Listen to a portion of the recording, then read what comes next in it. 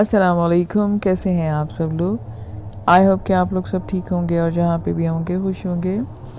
आज की पहली स्टोरी मुझे अहमद ने कराची से सेंड की है, जो मैं आपको सुनाने लगी हूँ। आप लोगों से रिक्वेस्ट है कि आप चैनल को सब्सक्राइब कर लें। आपको स्टोरीज़ और अगर वीडियो अच्छी लगती हैं तो मुझे कमेंट में आके ज़रूर बताइएगा। हमें कराची शिफ्ट हुए भी थोड़ा ही टाइम गुजरा था। थकन और मेरी तबीयत कुछ ख़राब थी।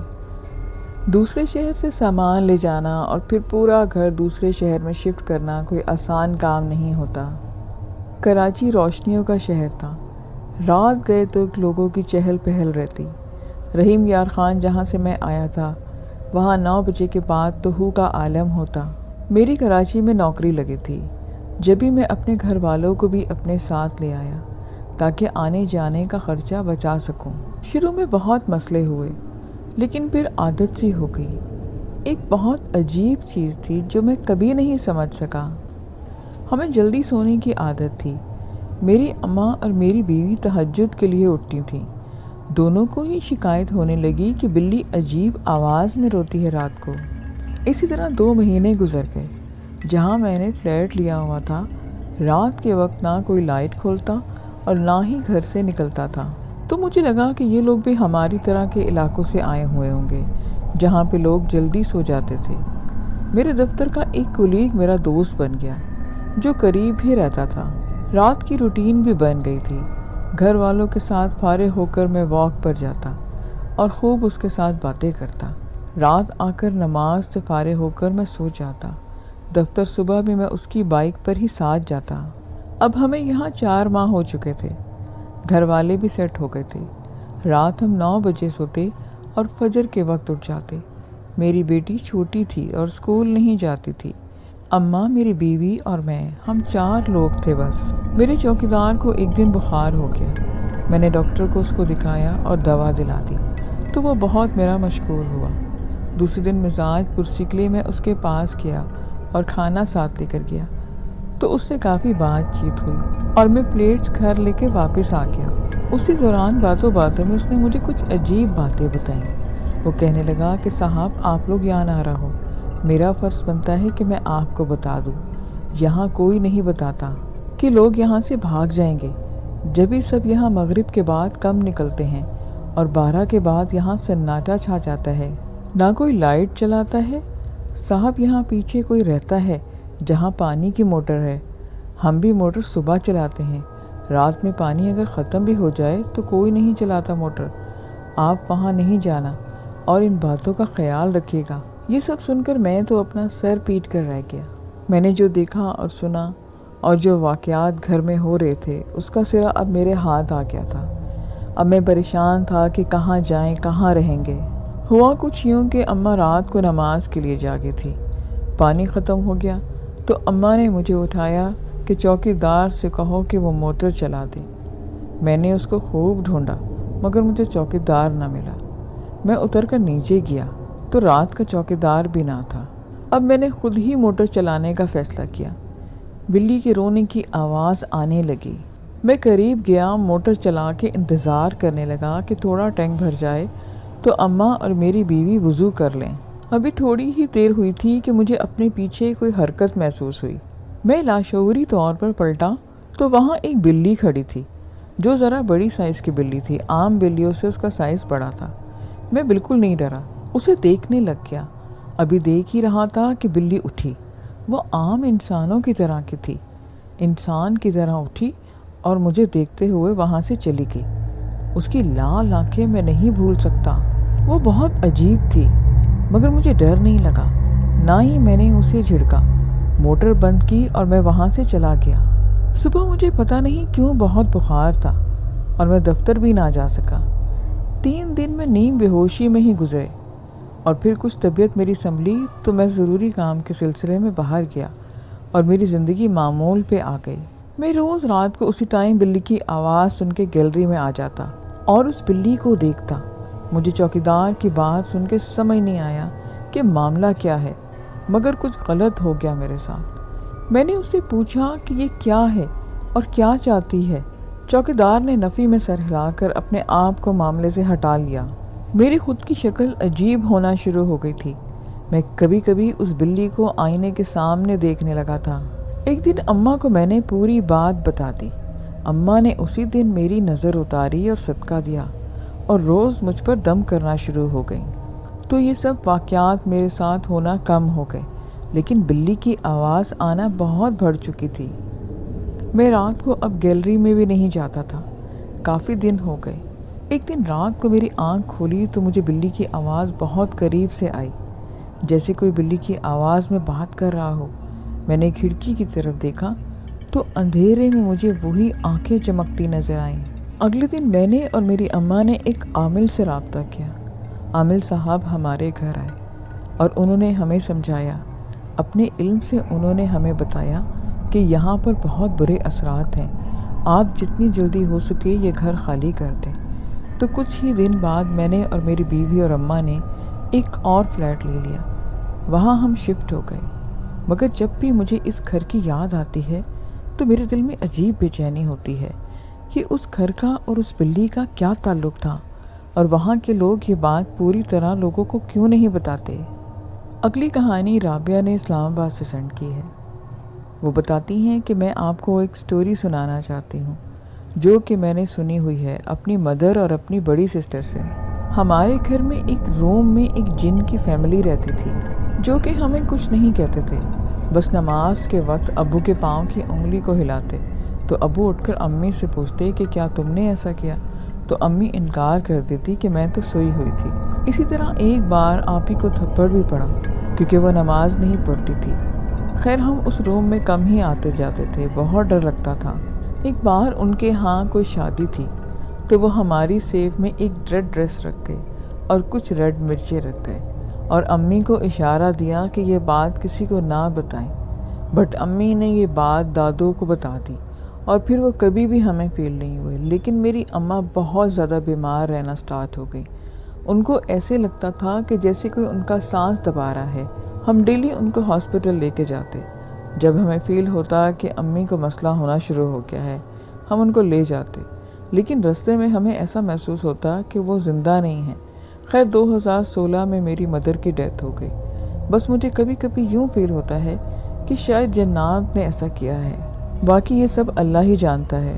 अब ये है कि हम उस रूम में रात के टाइम जाते हुए बहुत डरते हैं। अभी भी अब्बू को रात में अक्सर शादी वगैरह जैसी औरतें फंक्शन में आती जाती नज़र आती हैं। कभी अब्बू के सीने पे आकर बैठ जाती हैं। अब्बू तहज्जुद गुजार हैं, लेकिन एक दो बार हमने खुद सुना अब्बू उनसे पूछते हैं कि क्या चाहिए तुम्हें मुझसे। हम बहुत डर जाते हैं। अक्सर औकात हमें भी अपने पास चलता फिरता कोई महसूस होता है। वल्लाह आलम ये सब क्या है, बहुत बहुत डर लगता है। अम्मी की डेथ के बाद तो वैसे ही घर घर नहीं लगता, लेकिन बस हम अपने अब्बू की सेहत की दुआ करते हैं कि उनका साया हमारे सरों पर कायम रहे। अल्लाह उन्हें सेहत वाली लंबी ज़िंदगी अता करे और किसी की मोहताजगी उनको ना हो। कुंदन बाग की चुड़ैलें। कुंदन बाग हैदराबाद का इलाका है जिसके बारे में बहुत से लोग जानते हैं कि वो हॉन्टेड है। हैदराबाद की सबसे ज़्यादा परेशान होने वाले मुकाम की एक बहुत दहशतनाक कहानी जो मैं आपको अभी सुनाती हूँ। कुंदन बाग को हैदराबाद का एक पोश इलाका कहा जाता है जहाँ एक ख़ास घर में पैरानॉर्मल एक्टिविटीज़ देखी गई और जिसको अब हॉन्टेड करार दिया गया है। लोगों के कहने के मुताबिक वहाँ 3 औरतें रहा करती थीं, एक माँ और उसकी 2 बेटियाँ, जिनकी अजीब रस्में थीं जो हर रात वो अदा करती थीं। आधी रात को तीनों मोमबत्तियाँ जलाती और घर में घूमती। उनके पास खून से भरी बॉटल्स भी थीं जिन्हें वो बरामदे में लटका देती। माँ अक्सर अपनी हरकत से लोगों को डराती। एक बार तीनों में से एक ने एक आदमी पर कुल्हाड़ी से हमला करने की कोशिश की, लेकिन कहानी का सबसे खौफनाक हिस्सा उस वक्त शुरू हुआ जब रात के वक्त एक चोर उनके घर में आया और उसने 3 औरतों की लाशें बिस्तर पर सड़ती हुई देखी। उसने पुलिस को इन्फॉर्म किया और इन्वेस्टिगेशन के बाद पता चला कि बोसीदा लाशों को कम से कम 6 माह पुरानी हो चुकी थी। मालूम हुआ कि माँ ने नामालूम वजूहात की बिना पर अपनी दोनों बेटियों के साथ खुदकुशी की थी। सबसे अजीब और गरीब हिस्सा अभी बाकी था। पड़ोसियों ने दावा किया कि वो इन्हें तकरीबन रोज़ाना रात को देखते हैं। तब से लेकर अब तक तीनों औरतों को और इस घर के आसपास के रिहायशी सब कुछ देखते थे। बहुत सी अजीब और गरीब हरकतें جیسے کہ اس گھر میں موم بتیاں جلتی نظر آتی، اس گھر کے آس پاس قدموں کی آوازیں آتی، کان پھاڑ دینے والا شور، اور ان کو بھوت نظر آتے۔ یہ سب اس علاقے کی روٹین بن چکی ہے۔ کہا جاتا ہے کہ اس کی وجہ یہ ہے کہ ان کی لاشیں ہفتوں تک گھر میں پڑی رہیں اور اس وجہ سے ان کی روحیں ابد تک نہ پہنچ سکیں۔ یہ خیال کیا جاتا ہے کہ یہ تینوں روحیں خطرناک ہیں اور کئی موقعوں پر بچوں اور عورتوں پر حملہ کر چکی ہیں۔ ایک شادی میں قوالی نائٹ ہو رہی تھی۔ وہاں ایک بچی 12-13 سال کی بال کھول کر باہر کی طرف چلی گئی کوئی چیز لینے۔ وہاں ٹینٹ کے برابر میں ایک خوفناک بہت بڑی کچرا کنڈی تھی۔ وہ بچی وہاں سے گزر کر گئی تھی۔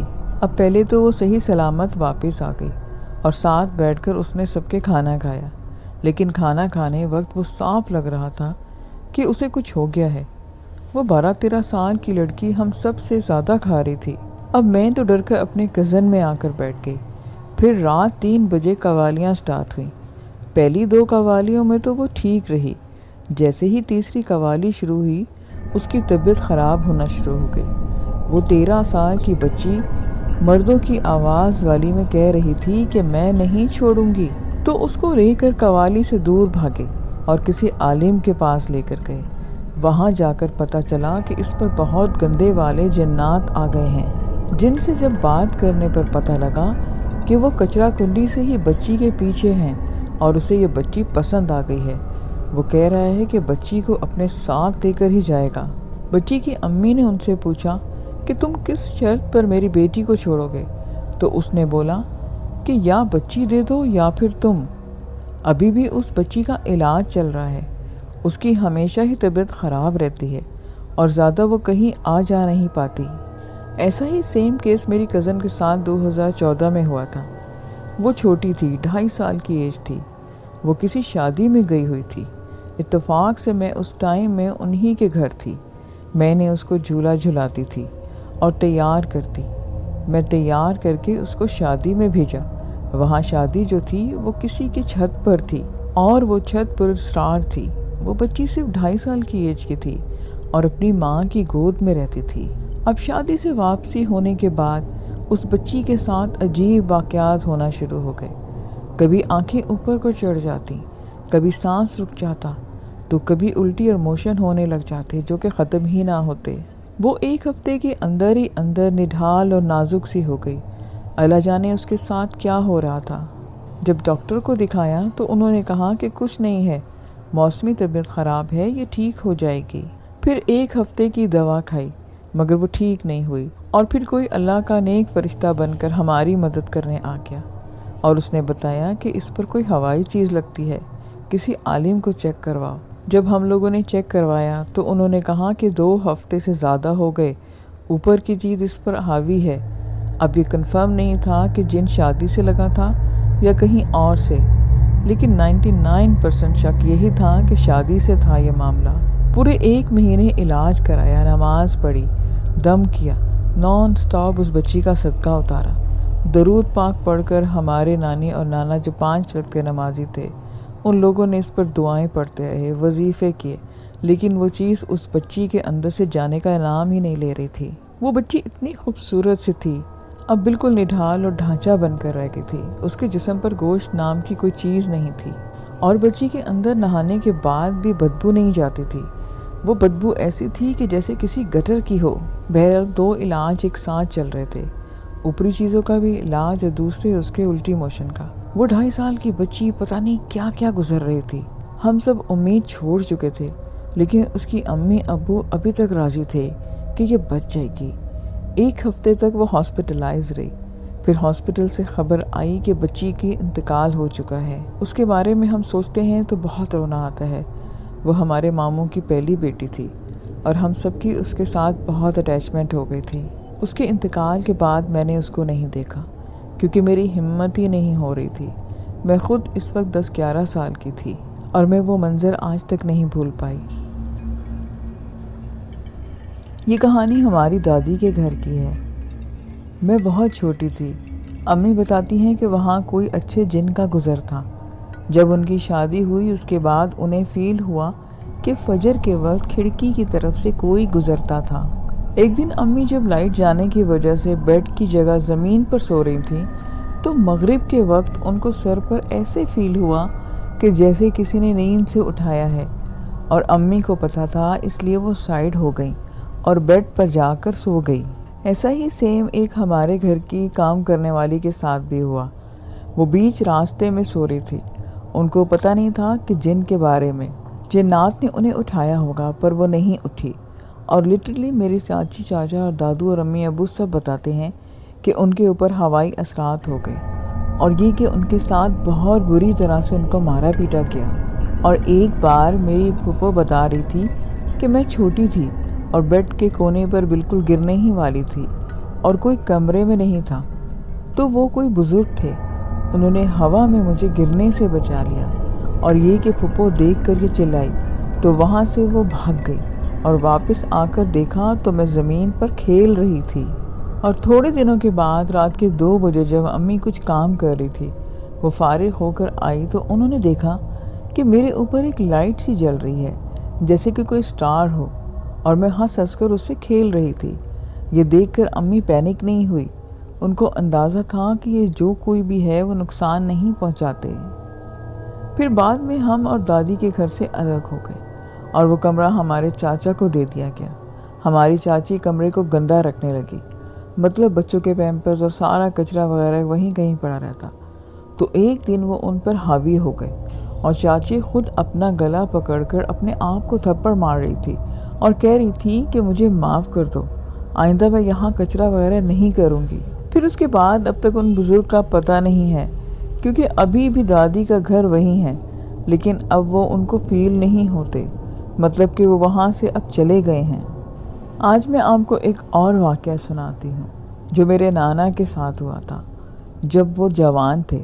تو ہوا کچھ یہ کہ میرے نانا بتاتے ہیں کہ اس دور میں مطلب اتنی زیادہ آبادی نہیں ہوا کرتی تھی اور مغرب کے بعد بالکل ویرانہ ہوتا۔ میرے نانا اپنے دوست کے ساتھ کام پر سے واپس آ رہے تھے، تو واپسی میں ایک شارٹ کٹ پڑتا تھا گھر کی طرف آنے کو۔ ایک گراؤنڈ تھا اور وہاں سے گزرتے تھے۔ وہاں سے نانا کا گھر کافی نزدیک تھا، تو اس دن نانا اور ان کے دوست نے سوچا کہ یہاں سے گھر کی طرف چلتے ہیں۔ وہ ایک خالی میدان تھا جو مشہور تھا پیرانارمل ایکٹیویٹیز کے لیے۔ وہاں اثرات تھے، بہت زیادہ اثرات تھے، اور لوگ رات کے وقت بہت کم ہی وہاں جایا کرتے تھے۔ تو اس شام مغرب کے بعد نانا اور ان کے دوست وہاں سے گزر رہے تھے۔ بالکل گراؤنڈ کے بیچ میں ایک بکری کا بچہ کھڑا تھا اور اس کے گلے میں رسی بندھی ہوئی تھی۔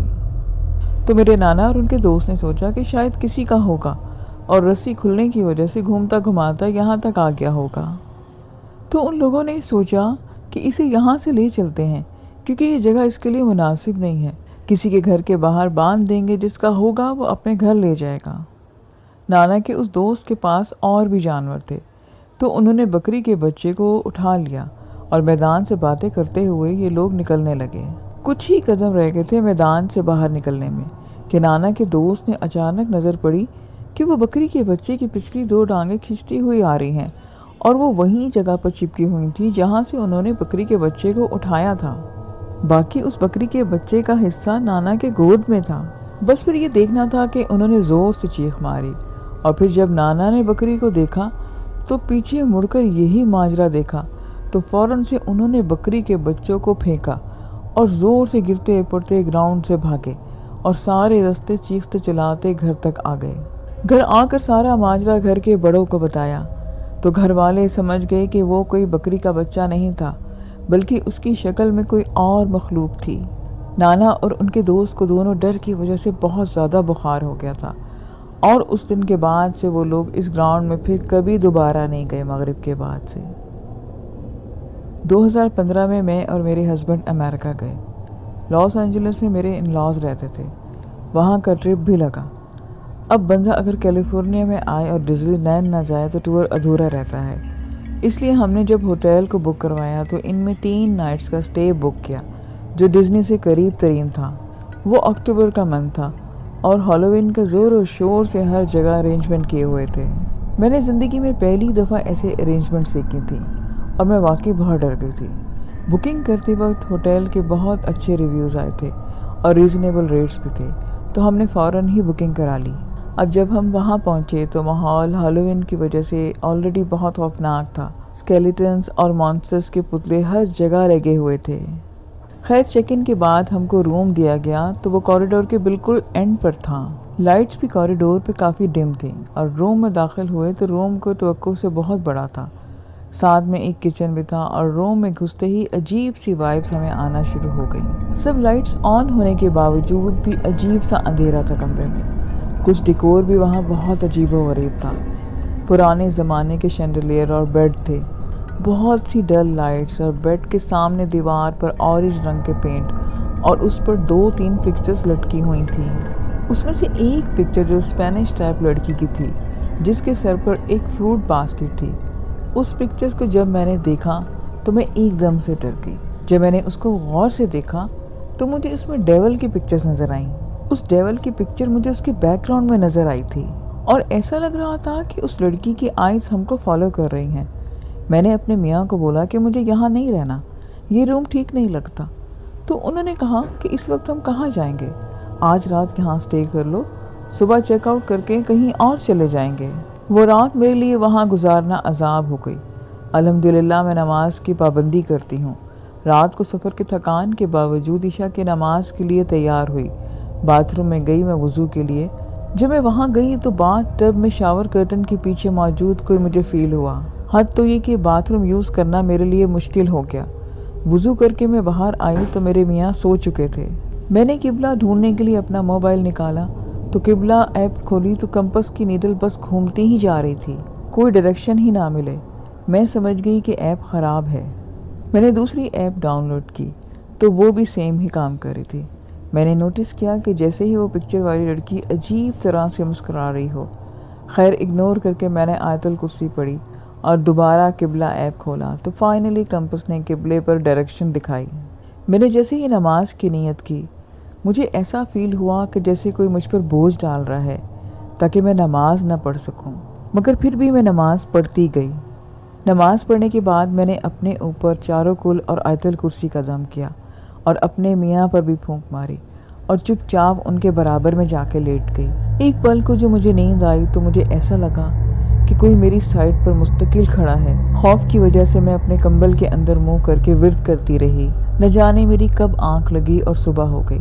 صبح ہوتے ہی جیسے سب نارمل ہو گیا، پر میں نے تو شور مچا دیا کہ میں ایک لمحہ بھی اب اس ہوٹل میں اور نہیں ٹھہروں گی، آپ دوسرا ہوٹل بک کروائیں۔ تو میرے ہسبینڈ نے دوسرا بک کروایا اور ہم وہاں سے نکل گئے۔